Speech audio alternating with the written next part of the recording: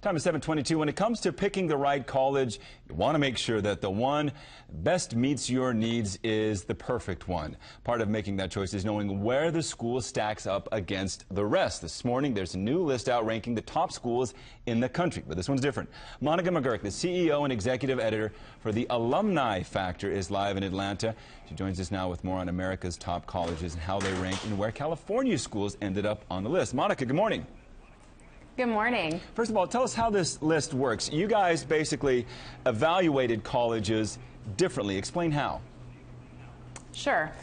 Current ranking systems tend to report on who goes into college based on things like SAT scores and GPAs of the entering freshman class.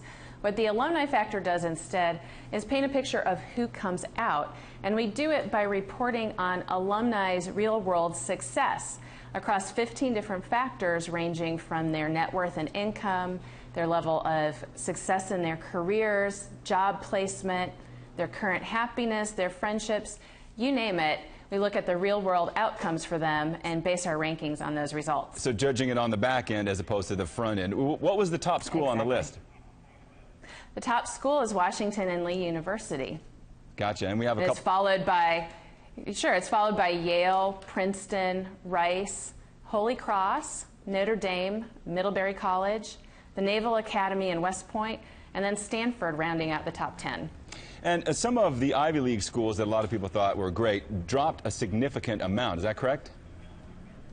That's true. There are some surprises and some schools that traditionally rank quite highly or a little bit lower on our list. And it's because while they might do fantastic in terms of outcomes like financial success, they might not have been quite as strong on some other things we looked at, like the overall happiness of their alumni or the willingness of alumni to choose the school again if they had the chance to do it all over or recommend it to a prospective student today. Let's talk about California schools. Obviously Stanford way high on the list, but we've got the CSU system, the UC system. I think UC Davis ranked 131 if I'm not mistaken. How did California schools stack up against the rest? California did quite well in terms of the rankings. We had 19 different schools from California make our list of the top 177 schools, and 7 of them fell into the top 50. So beyond Stanford, you had schools like Claremont McKenna, which came in at number 11, based on its very strong number 2 ranking of financial outcomes. Pomona at number 16, Harvey Mudd at 17 with a very high rating on financial outcomes, and number 1 ranking on the willingness to choose it again if its alumni could do it all over. Caltech at 41.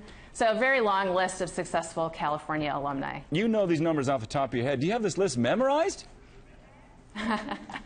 I have my secret system for remembering it all. Talk to us about how this is being received. A lot of schools might not want to hear this, but this is important for people to assess because obviously the job market's not the greatest right now. How important is this list and how is it being received?